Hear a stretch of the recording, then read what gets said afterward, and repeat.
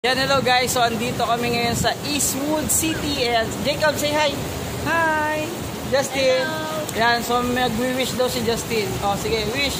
Sana Tingnan rito. Sana mag-McDo na naman ako. Tapos, si Daddy makaabot ng 100,000 subscribers. Sige nga. Sana magka-jowa na si Justin. Justin, liga dito. Ayan, so andito na tayo ngayon sa Eastwood City. And so, tingnan natin yung mga ano dito, mga exhibit, may mga paintings, tsaka mga, ito, pang Filipino, pang Filipina na clothes. Ito, mga handicrafts. Jacob, ano gusto mo? Makda, ay, na painting. Oh, si Tito Junior yun, oh. Tito Junior. Ay, wow, so, ayun, oh, mga bagong paintings, oh. So, may exhibit dito ngayon sa Eastwood.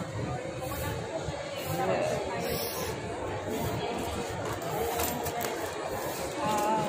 So mamaya pupunta after natin dito sa Eastwood City. Pupunta naman tayo sa Eastwood Mall. Ayan. Dito ako nagtrabaho dati sa Anytime Fitness Eastwood. Ayan. Dati nagturo rin ako sa Fitness First. Sa ano. Ay, orange bucket. Kilalang-kilala to. Okay, so ito pala yung orange bucket dito sa Eastwood. Yung kilalang seafood, mga crabs na na kainan.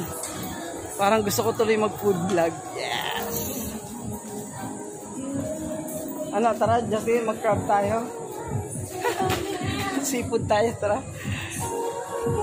Yan, syempre hindi mo mawala yung gastos kapag ka nagagala. Yan. So, order na si Kulit.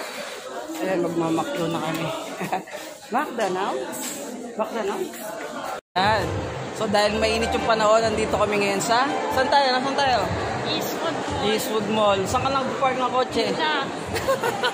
Sa second floor, nasa second floor yung kotse namin. Wala.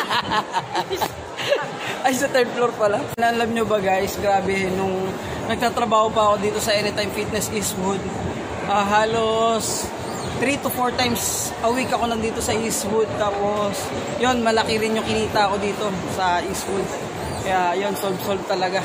Yung naipong kong pambili ng bahay dati. Ayan guys, so mag-ice cream naman doon, dalawang to. Ayan.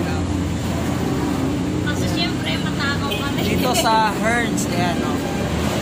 So try ko next time yung halo-halo nila yung malalaki. Parang naka Starbucks na kape. Nga, sarap, Jacob. Masarap din. Hello, hindi na naman sila. Hindi na naman sila. Masarap din. Sarap na.